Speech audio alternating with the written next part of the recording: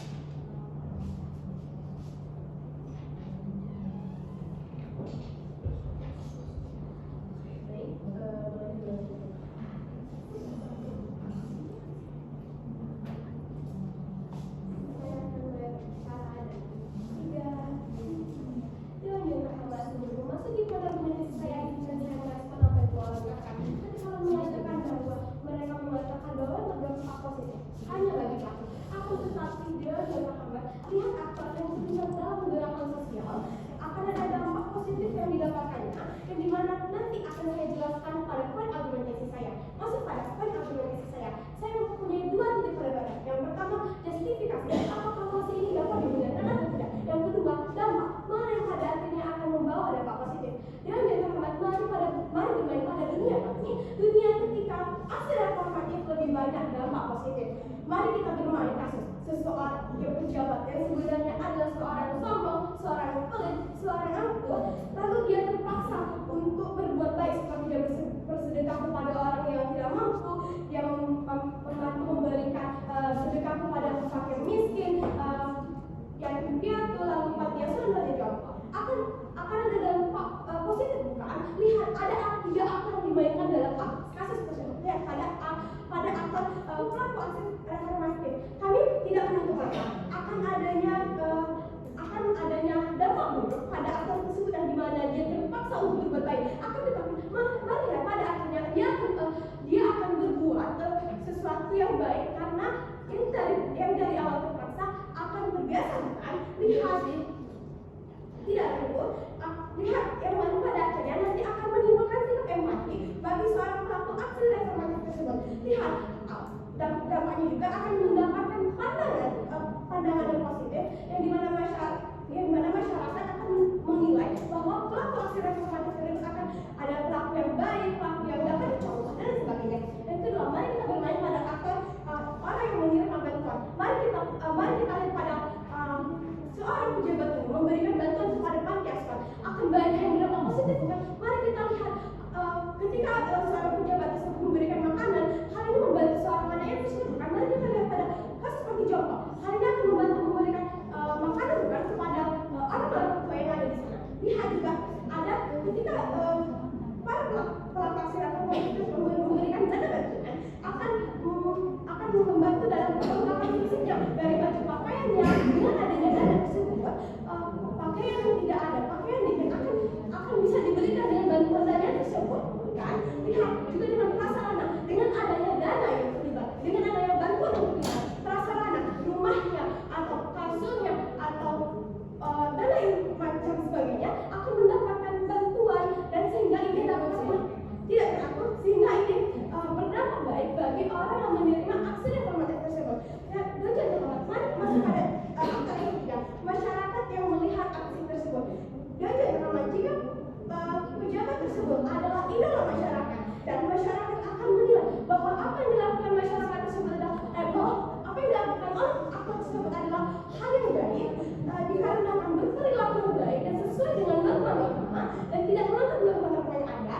Aksi yang baik tersebut akan dicontoh masyarakat bukan? Hal ini dapat mendorong masyarakat untuk berbuat baik dan jangan Muhammad tidak dan jangan katakan guys bahwa di sini masyarakat tidak tahu bahwa seorang aktor yang melakukan aksi reformatif tersebut mempunyai sikap yang tidak baik dikarenakan aktor tersebut mungkin hal yang buruk dalam dirinya dan seorang pelaku aksi reformatif tersebut akan memberikan opini yang baik untuk benar dan terhormat. Kami percaya bahwa dampak buruk tidak akan terelakkan, akan tetapi kami rasa pada akhirnya akan banyak dampak baik yang didapatkan. Jangan terhormat ketika akan mengatakan bahwa adanya perlakuan LGBT dan lain sebagainya tadi dia mendukung aksi LGBT tersebut. Akan tetapi sadarilah dalam diri kami, apakah pelaku LGBT tersebut diterima masyarakat? Tidak, akan ada penolakan dalam masyarakat tersebut sehingga argumentasi mereka tidak dapat direlokasikan dari Muhammad. Maka dengan ini kami sangat tegas, lugas dan mantap menolak posisi perdebatan kali ini dikarenakan akan banyak lebih dampak positif yang didapatkan daripada dampak yang buruk. Sekian, terima kasih. Baik, pembicara ketiga dari tim kontra menyisakan waktu 34 menit. Kita lanjutkan kepada sesi penyampaian kesimpulan kepada nilai speaker dari tim kontra waktu 2 menit dan durasi waktu 20 detik. Baik, representatif pemikiran atau stereotip adalah sebagai bentuk gerakan sosial itu bisa dilakukan terhadap masyarakat atau tidak. Assalamualaikum warahmatullahi wabarakatuh. Shalom, sosial tuna budaya dan salam kebajikan. Di sini saya sebagai reply speaker, di mana saya akan menunjukkan kembali mosi perdebatan kita pada kali ini dengan mosi perdebatan yang luar biasa, yaitu Dewan Tinggi percaya bahwa aksi performatif telah lebih banyak dampak buruk dibandingkan dampak baik terhadap gerakan sosial daripada dunia pro, di mana mereka mengatakan bahwa tidak semua hal baik dapat diselaraskan dengan aksi-aksi yang baik pula, atau yang mereka katakan adalah yang hanya diuntung adalah sisi pelaku aksi. Ketika mereka memberikan contoh adanya pelaku tersebut adalah seorang LGBT, lalu dia melakukan gerakan aksi sosial, maka orang-orang atau masyarakat akan mencontoh para pelaku-pelaku aksi performatif tersebut. Tetapi Dewan Juri akan ada kesalahan berpikir di dalam argumentasi ini. Kenapa? Yang pertama, akan adanya penolakan dari masyarakat. Dan bagaimana mekanisme pola pikir stereotip atau polarisasi opini masyarakat itu akan ada di status quo.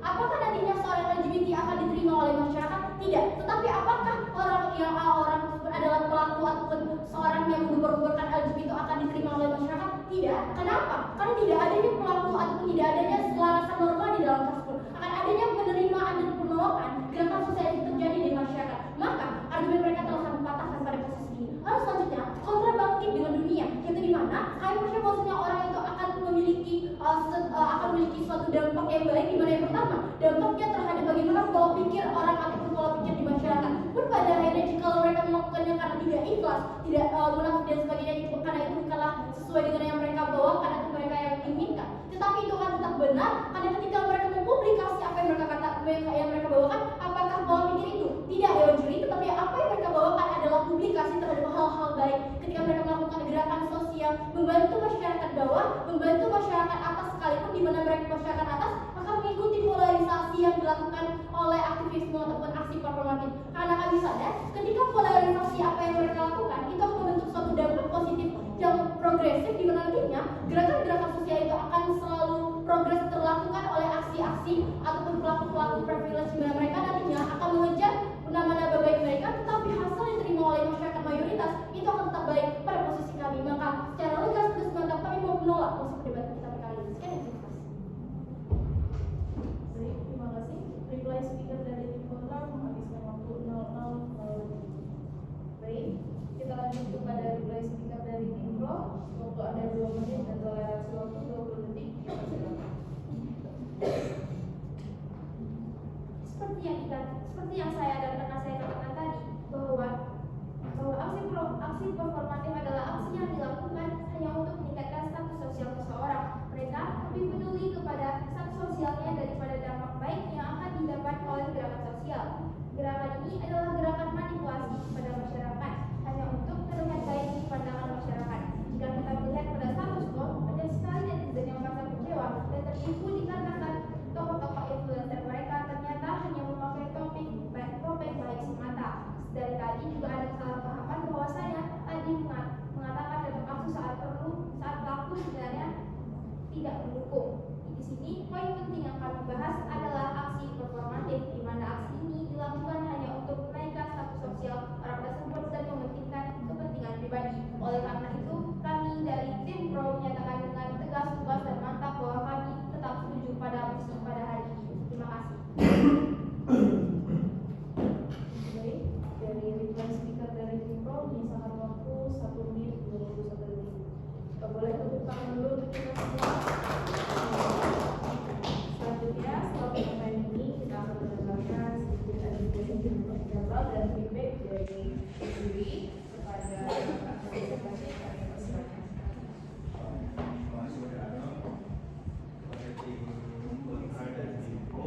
Tadi telah melakukan perdebatan dengan sangat baik.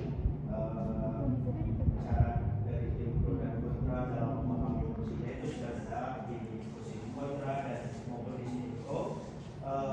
Argumen-argumen yang disampaikan oleh pembicara pertama, kedua dan ketiganya adalah saling menguatkan satu sama lain. Meskipun mungkin tadi ada beberapa argumen yang sejatinya bisa saya pahami, tapi karena struktur dan urutan penyampaiannya tidak jelas, ada beberapa yang tidak tersampaikan sebagaimana mestinya, tapi saya menangkap poin-poinnya. Kemudian dari reply speaker tadi sudah cukup baik juga. Kurang lebih saya akan mengulas dari perspektif itu saja sih. Ya.